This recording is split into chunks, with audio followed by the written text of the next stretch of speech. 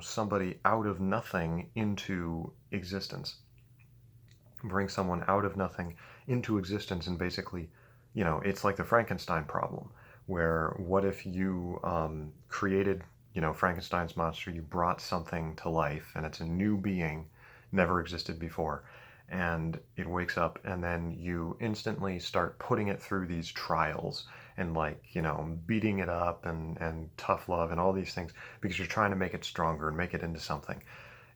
It would always be able to use the old teenager axiom where he's like, I never asked to be born. So you can't keep, and it bothers me when people don't deal with the profundity and the real serious indictment that statement involves. I never asked to be born, so you, what gives you the right to tell me what to do? Like, in all reality, I'm going to try to resolve some of these issues, but when you have no metaphysics that accounts for when your belief is simply that we just sort of come into existence ex nihilo, we didn't come from anywhere else, and we come into this existence, and there is no guarantee that existence is going to be pretty. Uh, you see the problem here is why it's fine. It's fine that I'm here. I can make the best of it. But what right do I have to force some other being to go through that?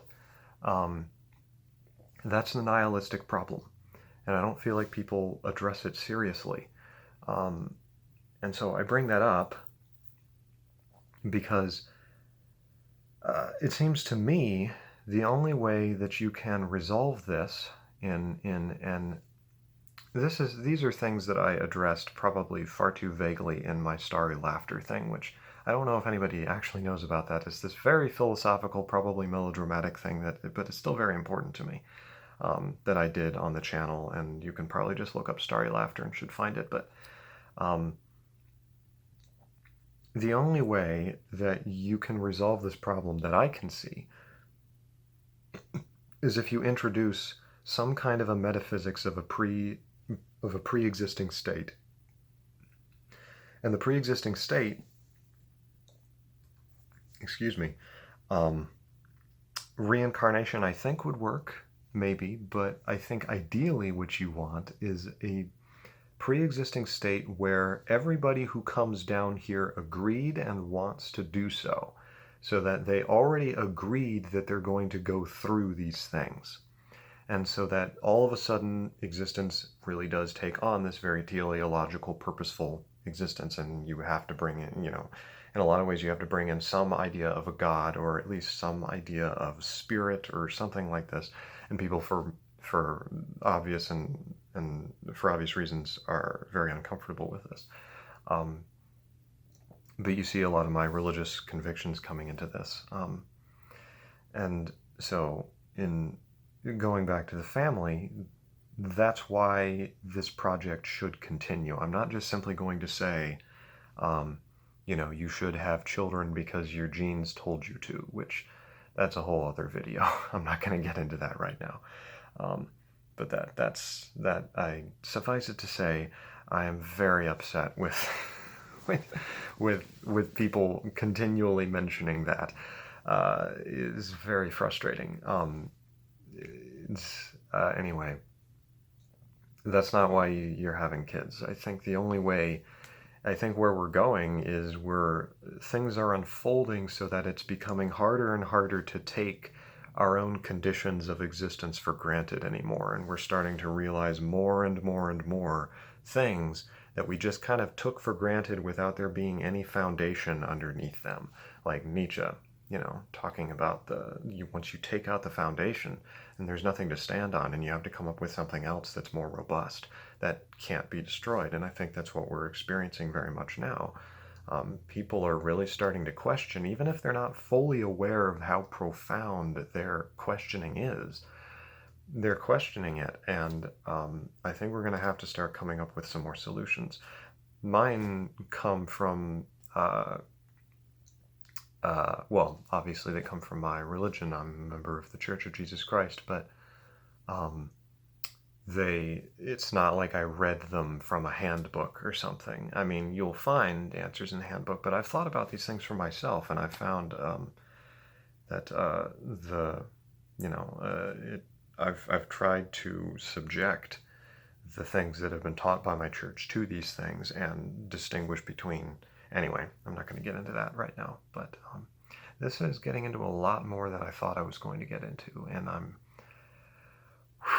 really putting myself out there in a way. I'm not entirely sure why, but I've kind of always wanted to talk about these things, and I guess I finally am. So, um, but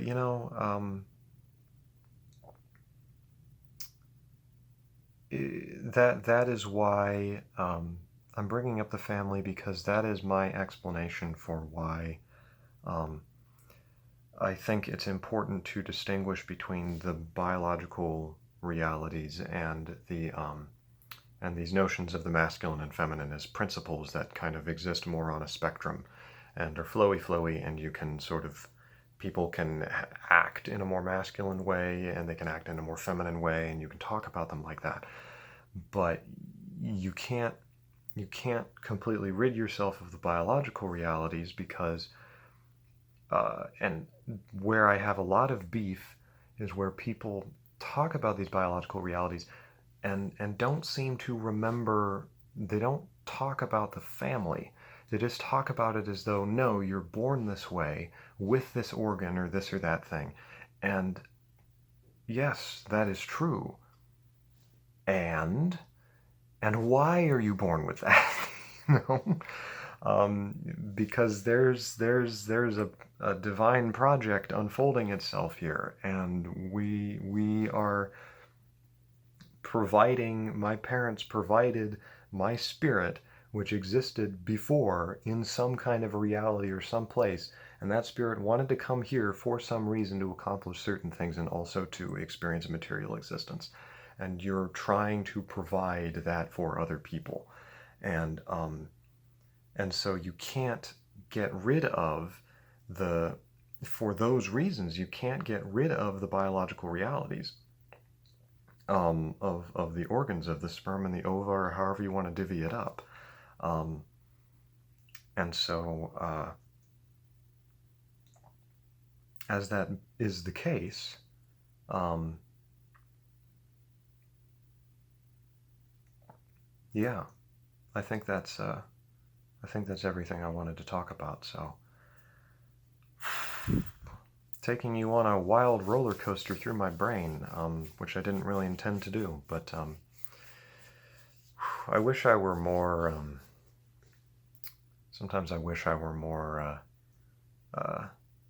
brazen, because I think that's a typical problem for the theocratic temperament, for the INFJ and even the ISTP and ESTP to their own degree.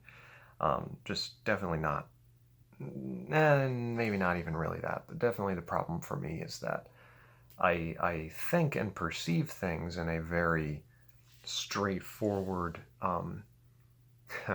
I suppose I could be cliche and say not politically correct way, but I'm sure everybody makes that claim. But then at the same time, I'm just so conciliatory and hypersensitive to um,